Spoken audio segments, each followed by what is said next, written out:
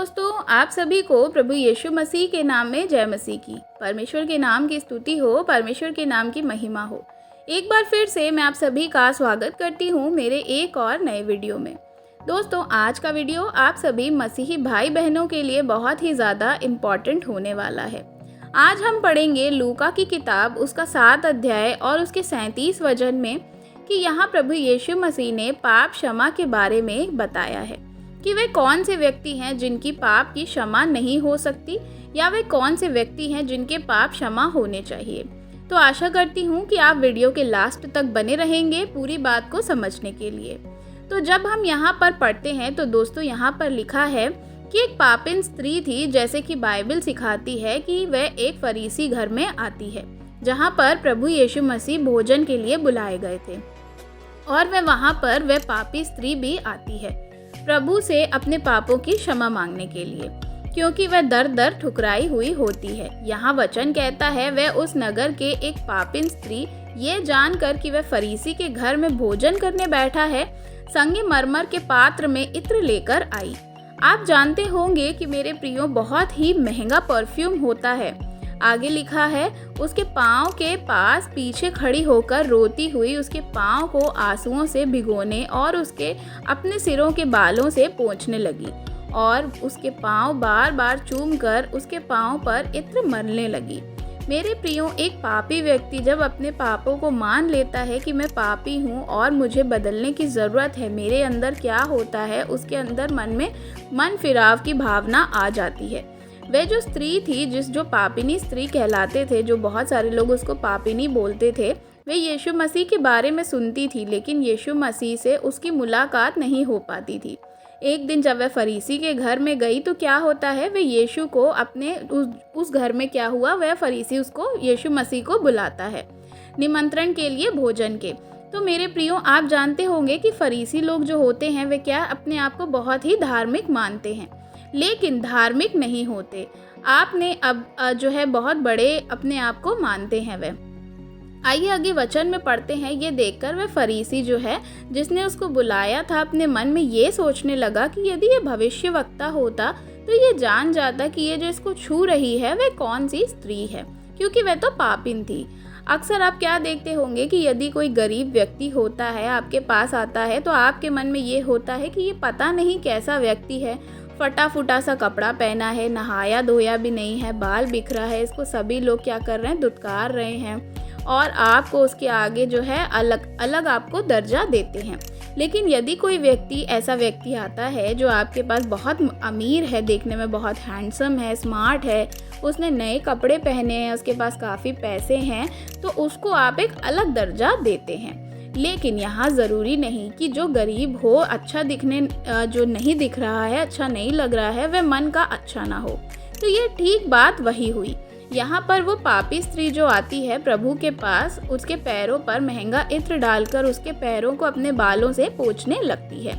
तो वह फरीसी सोचता है कि यदि वह व्यक्ति जो है ये जानता कि ये औरत कैसी है तो कतई उसके पास नहीं आने देता। लेकिन यीशु मसीह तो परमेश्वर हैं, वह सर्वशक्तिमान हैं, वे सबकी मनों की बातों को जानने वाले परमेश्वर हैं। वे कौन व्यक्ति हैं? आप अपने मन में क्या सोच रहे हैं? यीशु मसीह उस औरत के मन में पश्चाताप को देख रहे थे। वह उसके मन को जानते थे कि वह औरत अपने पापों के मन फिराव करना चाहती है, वह बदलना चाहती है, वह उसको अपने पास बुलाना चाहती थी और यीशु मसीह जो हैं उसके पास उसको क्या कर रहे थे, बुलाना चाह रहे थे और वह प्रभु के पैरों पर गिरकर रोने लगी। आगे जब हम पढ़ते हैं लूका 7 अध्याय के 40 वचन में, तो वहाँ इस प्रकार से लिखा है कि यीशु मसीह ने एक दृष्टांत, एक कहानी सुनाते हुए कहते हैं, महाजन के 2 देनदार थे, एक 500 और दूसरा 50। जबकि उसके पास वापस लौटाने के लिए कुछ ना था तो उसने क्या किया, दोनों का जो कर्ज था वह माफ कर दिया। अतः उनमें से अधिक प्रेम कौन करेगा, वह जिसका ज़्यादा माफ हुआ। तो ये बातें जो हैं प्रभु यीशु मसीह समझा रहे थे और आगे कह रहे थे कि क्या तू इस स्त्री को देखता है, मैं तेरे घर में आया परंतु तूने मेरे पाँव जो है धोने के लिए पानी नहीं दिया, पर इसने मेरे पाँव को आंसुओं से भिगोया और अपने बालों से पूछा।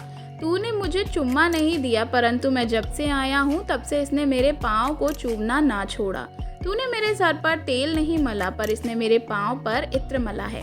मेरे प्रियो, यहूदियों का ये रिवाज था कि जिसकी बहुत इज्जत सम्मान किया जाता है उस समय पाँव धोए जाते थे और माथे को चुम्बन लिया जाता था। एक बहुत ही खास व्यक्ति को ये बात वहाँ पर समझा रहे थे। प्रभु यीशु मसीह कह रहे थे कि जब से मैं आया हूँ तब से ये जो स्त्री है मेरे पाँव को चूमने तक को नहीं छोड़ा है। और अब ऐसा वो स्त्री क्यों करती थी? क्योंकि वह जान गई थी कि यीशु मसीह ही परमेश्वर के पुत्र हैं। यीशु मसीह हैं जो हैं मुक्तिदाता हैं, सबके पापों को क्षमा करते हैं। आगे लिखा है, इसलिए मैं तुझसे कहता हूँ कि इसके पाप जो बहुत थे क्षमा हुए, क्योंकि इसने बहुत प्रेम किया। पर जिसने थोड़ा किया, जिसका थोड़ा क्षमा हुआ, उसने थोड़ा प्रेम किया। आज आप भी देखते होंगे कि समाज में जिनको लोग ठोकर मार देते हैं, जिसका कोई पूछने वाला नहीं होता, वह व्यक्ति डर डर क्या करता है? ठोकरें खाता है। वह सोचता है कि मेरा कौन है इस दुनिया में, मेरा कोई भी नहीं है, कौन मुझे सहारा देगा। लेकिन जो ही आप यीशु मसीह के पास आते हैं तो यीशु मसीह कहते हैं कि मेरे बच्चे, मैं तेरे साथ हूँ, मैं तुझे नहीं छोड़ूंगा। जैसे वह स्त्री दर दर ठोकर खाती थी, लोग उसे बुरा भला कहते थे, लोग उसे ताने मारते थे, वह लोगों के तानों को सहती थी। पर वो जान गई थी कि जो क्या है, मैं जिसके पैर पकड़ रही हूँ, वह जिसको मैं चूम रही हूँ, वह आम व्यक्ति नहीं है, वह आम व्यक्ति के पैर नहीं हैं, ये परमेश्वर के पैर हैं, जिसने सारी सृष्टि को बनाया, जो हमारे पापों की क्षमा कर सकता है। आप जानते होंगे कि दुनिया में बहुत सारे ऐसे ईश्वर हैं जो क्या है, इस जगत में पाप को बढ़ाते हैं, यानी कि जो है इस दुनिया में जन्म लेते हैं और सबका नाश कर देते हैं। लेकिन देखा जाए तो इस दुनिया में कौन नहीं पापी है? तो क्या हमारे यीशु मसीह सबको मार देते या उनको नाश कर देते? नहीं, हमारे यीशु मसीह कहते हैं कि भले ही तुम पापी क्यों ना हो, लेकिन मैं तुम्हें हत्या करने नहीं, मैं तुम्हें बचाने आया हूँ। तुम मेरे बच्चे हो। हमारा परमेश्वर कहता है कि मैंने जिसके हाथ से तुम्हें, जिस हाथों से तुम्हें रचा है, उसी हाथों से, जिस हाथों से मैंने तुम्हें बनाया है, उस हाथों से मैं तुम्हें कैसे मार सकता हूँ। ठीक उसी प्रकार से जैसे वह स्त्री, उस स्त्री के पाप क्षमा हो गए। प्रभु यीशु मसीह कहते हैं लास्ट में उस स्त्री के पाप क्षमा कर दिए गए।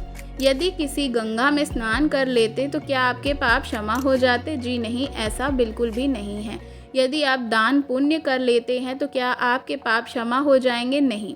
बाइबिल हमें ये सब करने को नहीं कहती। बाइबिल कहती है कि आपको कुछ नहीं करना, बस आपको केवल क्या करना है, अपने मन को बदलना है, मन फिराना है और अपने पापों से पश्चाताप को करना है। जिस दिन आप अपने मन को बदल लेंगे, मन फिरा लेंगे, उसी दिन आप स्वयं को दूसरों की मदद करने लगेंगे और लोग भले काम आप क्या करेंगे, लोगों के लिए खुद ब खुद ही करने लगेंगे। इसलिए मेरे प्रियो, जो बाइबिल परमेश्वर का वचन सिखाता है, हमारा परमेश्वर किसी व्यक्ति को मारने के लिए नहीं बल्कि उसको बदलने के लिए आया है, उसको बचाने के लिए आया है।